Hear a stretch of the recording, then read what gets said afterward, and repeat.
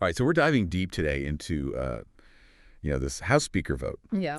and we're looking at the Washington Post's live tracker. Oh, wow. It's showing like each representative casting a vote for Mike Johnson, and it's really interesting to see this, not just like the final tally, but actually watching each vote come in. Absolutely. Kind of gives you a glimpse behind the curtain of how this all works. It is. It's sort of the sausage making of how laws get made, or at least how the leaders get chosen to decide which laws get made.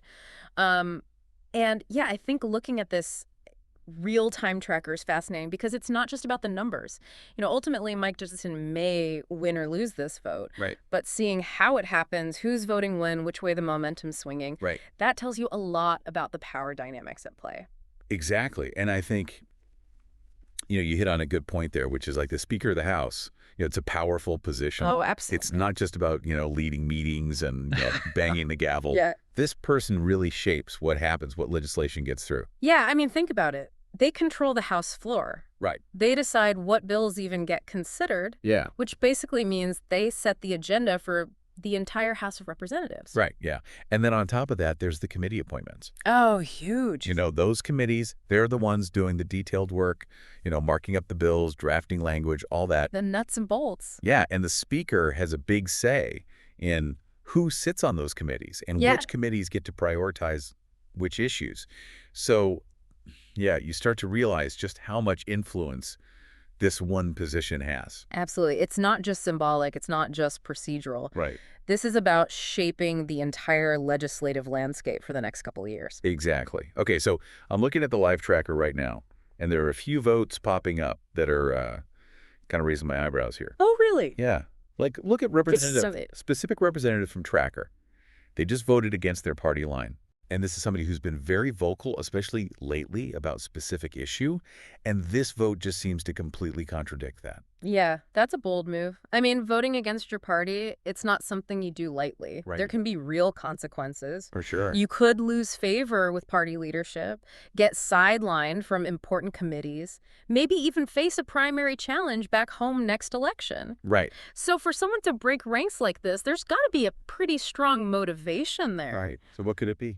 Well, it makes you wonder, right? I mean, are they trying to send a message? Are they making some sort of backroom deal, maybe getting something in return for this vote? Yeah. Or maybe, they're really trying to appeal to a specific group of voters back in their district. Sometimes you have to choose between party loyalty and representing the folks back home. It's true. And I think that's what makes this whole thing so fascinating, right? Because we see these numbers ticking up, but behind each one of those votes is a whole web of considerations, pressures, and motivations. Yeah, it's like a giant game of chess. Every move has consequences, and you got to think several steps ahead. Right, exactly. Yeah.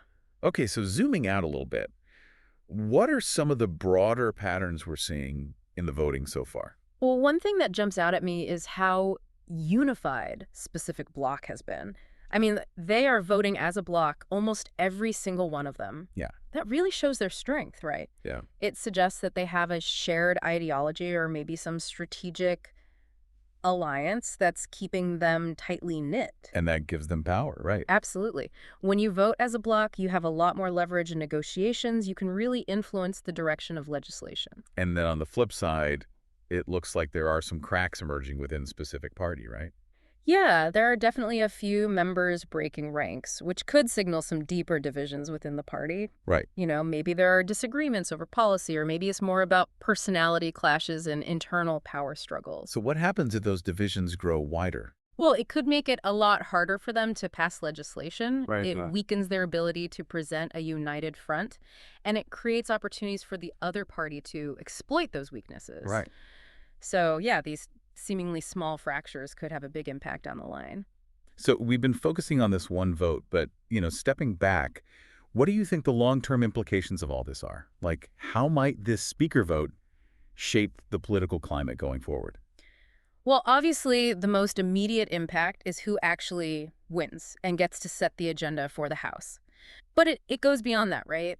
these voting patterns, the alliances we're seeing, the divisions that are emerging, all of that could have a ripple effect On things like, on things like future legislation, on how the parties position themselves for upcoming elections, even on just the overall tone and tenor of political discourse. so it's like this one event is kind of a microcosm of the larger political landscape. Exactly. And that's what's so great about these deep dives, right? Because Hmm. you look at something specific like this live tracker, but it ends up revealing so much about the bigger picture, about how power works, about the forces that are shaping our political system. It really does. And I think, for anyone listening, the takeaway here is to pay attention to these details.